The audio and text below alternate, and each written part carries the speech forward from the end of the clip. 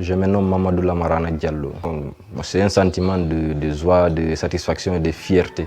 Je suis content et je suis fier et je suis honoré d'avoir réussi le bac parce qu'on a vu que les pourcentages sont faibles, mais malgré ça, que j'ai réussi à avoir ce bac, c'est vraiment un sentiment de joie et de grande fierté. Ça n'a pas été une surprise pour moi, dans la mesure où moi, je savais que moi j'étais capable d'avoir le bac. Maintenant, l'obtention de ce bac-là, ce qui m'a rendu fier dans ça, c'est le fait de procurer de la joie et de la fierté pour toute ma famille, tous les gens qui m'ont aidé jusque-là. Ça m'a rendu vraiment très fier. Moi, les cours, je les ai suivis au lycée général Lansana Conté.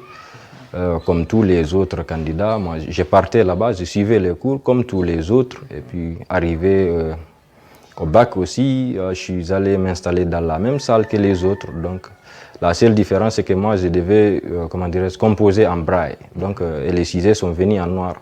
Il a fallu que quelqu'un vienne pour me dicter les sujets là, que je les transcrive en braille et je me référais de ça après pour traiter, quoi. En classe, moi, j'étais là-bas, mais j'écrivais pas les cours. En fait, j'avais mon dictaphone. J'enregistre quand le professeur dictait les leçons, j'enregistrais. Maintenant, arrivé à la maison, avec mon ordinateur là qui est équipé, pour les mal et non-voyants, j'écrivais dans ma page Word qui constituait mon cahier, quoi. Voilà.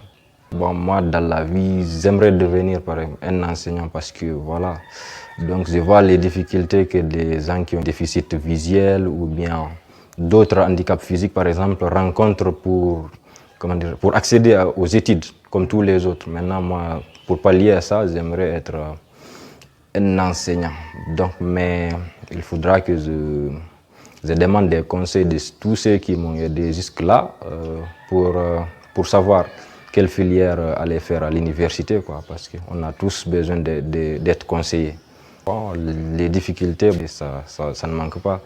Par exemple, les problèmes de déplacement quand c'est un peu loin ou bien quand tu es dans la classe, il faudra que tu trouves une place devant pour pouvoir voir ne serait-ce qu'un peu le tableau ou bien entendre les explications, surtout parce que nous, on a besoin de beaucoup plus d'explications.